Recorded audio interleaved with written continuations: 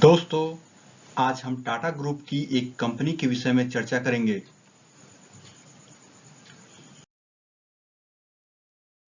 यह कंपनी एक small cap company है तथा टिन प्लेट सेगमेंट में काम करती है। यह अपने सेगमेंट की एक लीडर कंपनी है तथा मोनोपोली बिजनेस रखती है। कंपनी का नाम है tin plate company of India limited. इसका मार्केट कैपिटल करीब 3000 करोड़ है। करंट प्राइस 281 है और कंपनी का पी 16.9 है। और कंपनी का 52 वीक अगर हाई लो देखा जाए तो 312 और 118 है। यह कंपनी एक कांस्टेंट डिविडेंड पेइंग कंपनी है और इसका डिविडेंड यील्ड 0.71% है। कंपनी का प्रमोटर होल्डिंग 75% है और डेट ना के बराबर है 13.4 करोड़ मात्र है। कोई भी शेयर प्लेज नहीं है। फेस वैल्यू 10 है और इसका डेट टू इक्विटी रेशियो 0.02% है, जो कि एक काफी अच्छी बात है।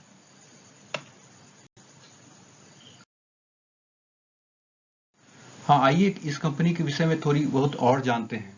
यह कंपनी कलकत्ता में हेडक्वार्टर है और 1920 में ये स्टैब्लिश हुई थी। यह कंपनी टाटा स्टील लिमिटेड की एक सब्सिडरी कंपनी है तथा टाटा स्टील लिमिटेड इसमें 74.96% हिस्सेदारी रखती है। तो टाटा इसमें मेनली प्रमोटर है, तो हमारे प्रमोटर के दृष्टिकोण से ये कंपनी एकदम काफी अच्छी कंपनी है। और साथ ही यह हमारे देश में पहली डोमेस्टिक टिन प्लेट प्रोड्यूस करने वाली कंपनी है। इसका 24% प्रोड्यूस वो एक्सपोर्ट करती है और 39% ये डोमेस्टिक मार्केट को सप्लाई करती है। टिन प्लेट मार्केट में इसका 52% शेयर है और कंपनी काफ़ी सेक्टर्स को अपना सर्विस प्रोवाइड करती है, जैसे ईडेबल ऑयल्स व पेंट्स एंड केमिकल्स। इसमें जो टिन वगैरह का जो प्रयोग होते हैं, जो पैकेजिंग मटेरियल रखते हैं, वो मेनली यही कंपनी देती है। और भी मार्केट में कंपनीज हैं जैसे हिंदुस्तान टिन वर्क्स, ये इसकी एक कंपटीटर है, लेकिन वो काफ़ी छोटे स्केल पर काम करती है।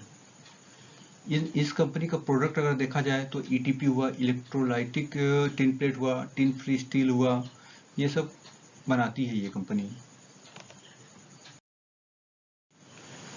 इसकी जो इंडस्ट्री सर्व करती है वो मैंने जो बताया वो एक बार देख लिया जाए फिर से। यहाँ पर एडिबल ऑयल्स है, फिर पेंट एंड केमिकल्स हुआ, प्रोसेस्ड फूड्स हुआ, एरोसोल हुआ, फिर क्राउन्स हुआ और बैटरी सेगमेंट को भी यह प्रोवाइड करती है। अब हम कंपनी का कुछ फ्यूचर एस्पेक्ट्स के विषय में बातचीत करते हैं।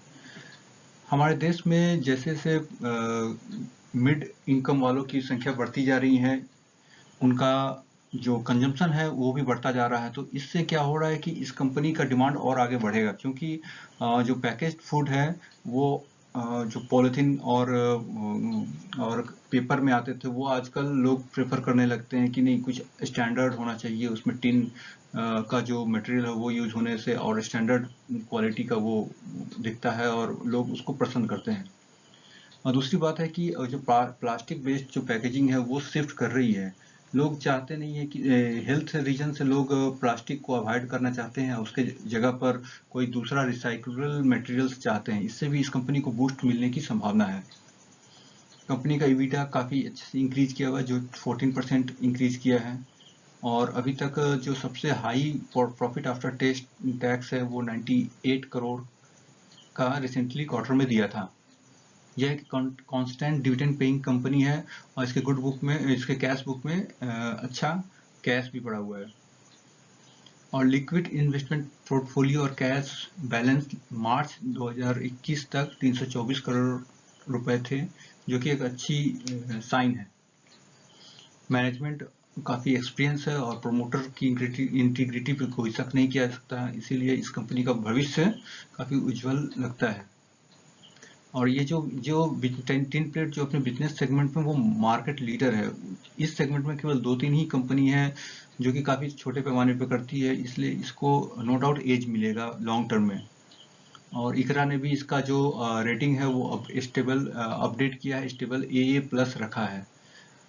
इसने हाल ही में बैकवर्ड इंटीग्रेशन किया था, वो उससे भी इसको उसके जो वर्किंग कैपिटल है उसका कॉस्ट कम होगा। इस कंपनी को रिसर्च में भी काफ़ी मदद मिलती है, क्योंकि इसका टाटा स्टील जो यूरोप लिमिटेड है उससे इसको सहायता मिलती है। और रिसेंटली आपने सुना भी होगा कि यह कंपनी एक एक्सपांसन करने जा रही है 3 लाख टन्स पर एनम की जमशेदपुर में, जो पहले एग्जिस्टिंग 3,79,000 टीपीए था। अगर ये एक्सपांसन पूरी हो जाती है तो फिर ये कंपनी का एक्सपोर्ट और डोमेस्टिक मार्केट में सेल दोनों काफ़ी बढ़ने की संभावना है। आइए हम इसके क्वार्टरली रिजल्ट्स के विषय में देखते हैं। दिसंबर 2019 में इसका जो सेल्स 534 करोड़ था वो बढ़कर जून 2021 में 866 करोड़ हुआ, जो कि सिग्निफिकेंटली अच्छे इंक्रीज है। ओपीएम जो ऑपरेटिंग प्रॉफिट मार्जिन है वो भी अभी जून 2021 में 12% था। क्योंकि ये साइक्लिक नेचर की कंपनी है, इसलिए इसमें ओपीएम जो है ना वेरी करता रहता है। तो हमें चूंकि मार्केट लीडर है, इसका सेल स्केल भी काफ़ी अच्छा रहता है, तो इसका ओपीएम उतना डिपेंड नहीं करता है। हाँ, इस कंपनी का जो प्रॉफिट है वो क्वार्टर इंक्रीज हो रहा है। लास्ट 3 क्वार्टर अगर देखा जाए तो 33 करोड़, फिर 56 करोड़, फिर 69 करोड़ है। अब हम इसकी इनकम स्टेटमेंट पे आते हैं। इस कंपनी ने जहां सेल्स मार्च 2010 में 771 करोड़ का किया था, वही मार्च 2021 में इसने 2281 करोड़ किया है, जो लगभग 3 गुना से भी ज़्यादा है। और अगर लास्ट 12 मंथ का देखा जाए तो वो 2768 करोड़ है, जो इसको सिग्निफिकेंटली काफ़ी माने बूस्ट मिलता है इसके रेवेन्यू जनरेशन में। और अगर आप देखते हैं इसकी प्रॉफिट बिफोर टैक्स, जो मार्च 2010 में 102 करोड़ की थी, वो मार्च 2021 में 132 करोड़ हो गई। और अगर लास्ट 12 मंथ का देखा जाए तो ये 231 करोड़ है। और नेट प्रॉफिट भी इसने काफ़ी इंक्रीज किया है, जो 67 करोड़ का था मार्च 10 में, वो आज मार्च 2021 में ये 98 करोड़ हो गया है। अगर हम 12 महीने का देखें लास्ट, तो ये 174 है, जो कि एक अच्छा बेहतर प्रदर्शन किया है कंपनी ने अपने नेट प्रॉफिट में। आइए अब बैलेंस शीट के विषय में चलते हैं। तो इस कंपनी का बोरोइंग्स जो मार्च 2010 में 207 करोड़ था, उसने घटकर 2019 मार्च में 0 करोड़ आ गया, नील डेट था। फिर इसने 2 सालों में करंट इसका जो डेट है वो मात्र 13 करोड़ है, जो कि बहुत कम है। फिक्स एसेट में भी देखिए कंपनी ने काफ़ी अच्छा राइज किया है। मार्च 2020 में ये 578 करोड़ था, जो अभी आकर मार्च 2021 में 545 करोड़ है। और एसेट भी उसी हिसाब से इसने इंक्रीज किया है। टोटल एसेट मार्च 2021 तक में 1356 करोड़ है।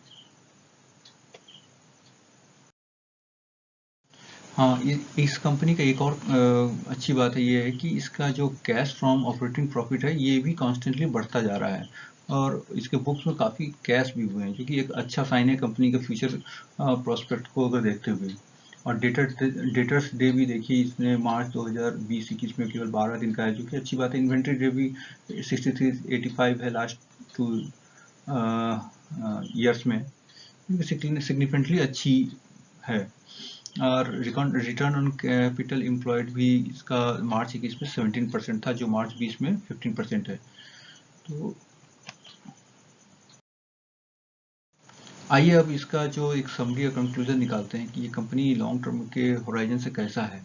देखिए, प्रमोटर और मैनेजमेंट इसमें काफ़ी अच्छा है, और प्रमोटर चूंकि टाटा ग्रुप है तो आप इसकी इंटीग्रिटी में थोड़ी भी डाउट नहीं कर सकते हैं। तो लॉन्ग टर्म में ऐसी ही प्रमोटर ग्रुप की कंपनियां अच्छा रिटर्न देती है। और राइजिंग डिमांड दूसरी ओर है, जो कि मिडिल और अपर मिडिल क्लास की जैसे के इनकम में बढ़ोतरी होती है, जो हो भी रही, आप देख भी रहे हैं। तो इसके साथ ही इसका जो पैकेजिंग मटेरियल का डिमांड भी उसी तरफ से राइज होगा, और इस कंपनी को सीधा इसका फायदा मिलेगा।